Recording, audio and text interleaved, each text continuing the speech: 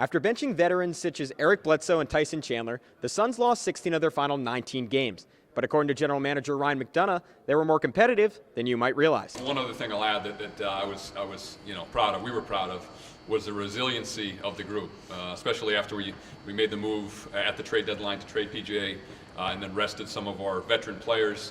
I think you guys noticed a familiar pattern in games. We'd get down pretty big early. I think since March 1st, Cole can correct me if I'm wrong, but I think we were down 15 points 9 times, and in 7 of those games we fought back to have it, I think, within 3 to 5 in that game. So the guys never stopped coming. A lot of the time, most of the time, we just ran out of gas and didn't have enough players to win. As McDonough put it, the Suns were attempting to develop their young talent while suppressing their win total, otherwise known as tanking. Whatever you want to call it, it definitely worked for Phoenix. They finished with the second worst record in basketball, earning a guaranteed top 5 pick and a 1-in-5 chance at number 1. McDonough and head coach Earl Watson had varying takes on what they do with the opportunity. We'll take the best available player. As I mentioned, our pick will be 1 through 5. There are at least 5 really good players in this draft. And, I've been in the league since 2003. This is up there in the top 2 or 3 drafts I've seen in terms of talent. And there is some talent at the guard position.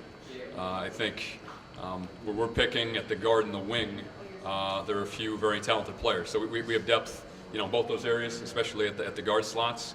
But we'll take the best available player, and then if that guy's as good as we think he can be, work the rest of the roster out around that. Regardless of position, you need character. Character wins championships. Talent just play games. So the character is the most important part.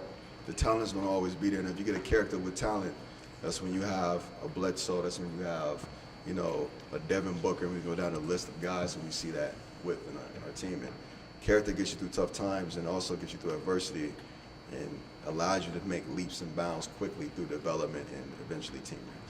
While UCLA's Lonzo Ball is the flashiest name in the draft thanks to the efforts of his dad, Washington's Markelle Fultz is the consensus number 1 pick, according to most pundits. If McDonough is to be believed, the Suns are going to take the best player available, regardless of position, even if that player is at point guard where they already have Eric Bledsoe and the developing Tyler Ulis.